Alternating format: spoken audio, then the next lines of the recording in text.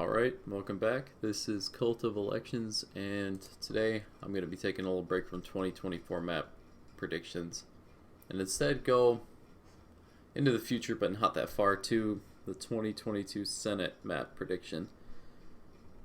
And I mean, I can't really do too much with this, so this will probably be the only time I do it for the next little while until we actually get candidates in. So let's go ahead and fill out some safe states here so we can see what kind of what kind of map we're working with in terms of who can win and what and where and why and how. I just don't want to forget anything. Okay,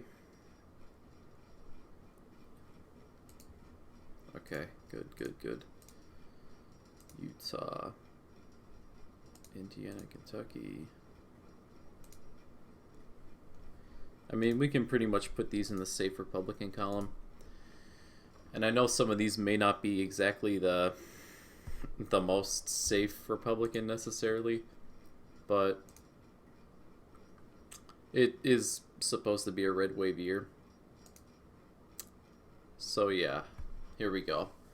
In terms of safe seats, well, I'm going to take that back. Chuck Grassley's seat, that's safe. Assuming he runs for re-election. I know that Pat Toomey out of Pennsylvania isn't, but yeah, that'd be pretty safe if he runs for re-election. He's been in there a long time. Let's see what we can go through now. The Colorado seat, based on what Colorado was in 2020, they have an incumbent in there for quite a long time. I think his name's Michael Bennett. Yes, it is. He would take that seat, and it wouldn't really be close. But I think that's all the safe seats there. Alaska would be likely Republican. Lisa Murkowski is probably going to win in a landslide, but you know she's going to get a lot of media attention, as did Susan Collins in Maine. But ultimately, I think she will come up on top. Florida, Marco Rubio's seat, probably not going to change, especially in a red wave year. That is extremely unlikely. Let me skip around here to Georgia. I think that in terms of the seat that won't be available this time around, so the seat that is actually going to be voted on next month, right now, I'm going to say it's lean Republican, but I can go through that in a later video. But Georgia itself, I think regardless of who wins one of the runoffs, I think, whether this state is red or, this extra Senate seat is red or blue, I think the midterm, it would be lean red. Red wave year.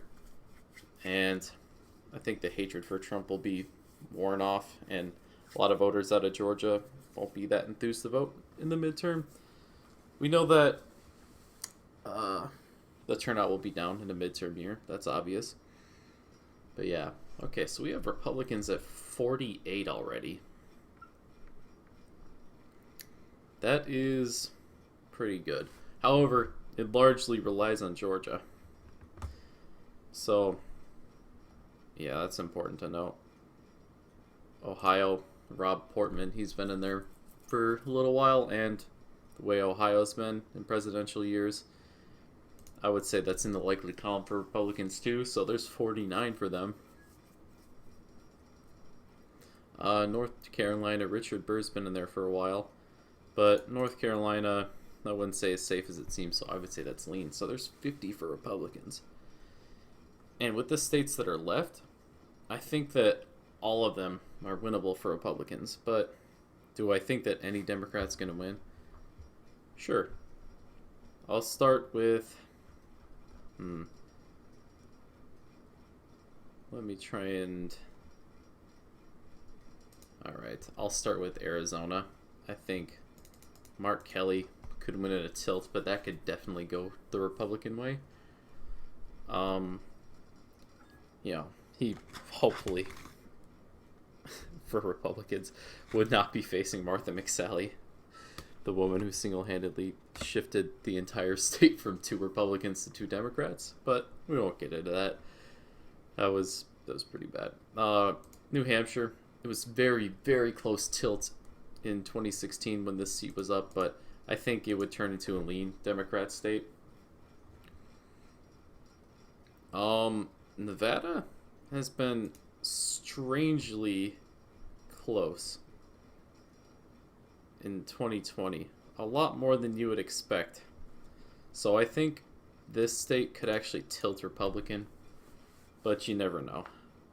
It could be off. I mean, same chance of it being off as Arizona, I believe. Wisconsin, that's Ron Johnson's seat.